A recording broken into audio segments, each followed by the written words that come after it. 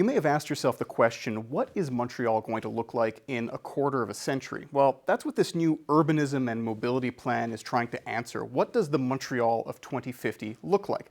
Let's look at some of the details. So first of all, the city is talking about housing, and by 2050 they want to see 200,000 new units built, and that would include 20% of those that are off-market, so things like social housing.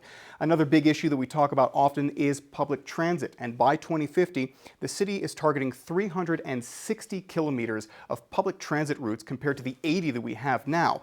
And that would mean that roughly 70% of trips taken in Montreal could be taken by public transit or by active mobility, so something like riding a bike. You may have also heard of this idea called the 15-minute city. Well, Montreal wants in on that. And basically what it means is that 75% of Montrealers would be able to take a 15-minute walk to public transit or to go pick up everyday essentials. And finally, there's the idea of greening Montreal. By 2050, the city wants 40% of the territory green, and that would include a tree planting blitz all over the city, but especially in these darker red areas of the map. And you can see there's a lot of dark red here, so it would be a big job. Here's what Montreal Mayor Valérie Plante had to say about the scope of this plan.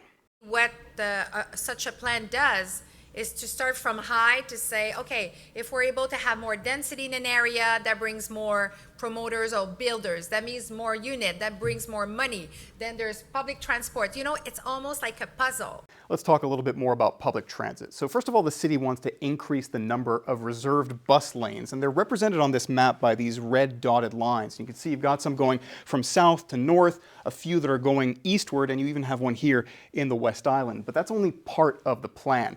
This is what Montreal's public transit map looks like right now, and that includes the future REM stations, you've got the metro, you've got reserved bus lanes, but this is what the city wants it to look like by 2050. You can see a lot more lines and a lot more color. I want to draw your attention to these pink lines all over the place. That would actually be a brand new tramway system that's kind of pivotal to what Montreal is talking about here for 2050. Now, I talked to an urban planning professor about this plan, including the transit ambitions and the housing ambitions. I would qualify it more as aspirations rather than things the city can do. And the reason is that the city doesn't actually have the money to build 200,000 houses. It doesn't have the money to extend the public transport network. So underlying all these aspirations, which do give an idea of where the city would like to head, is the critical question of where is the money going to come from to actually develop the plan and implement it.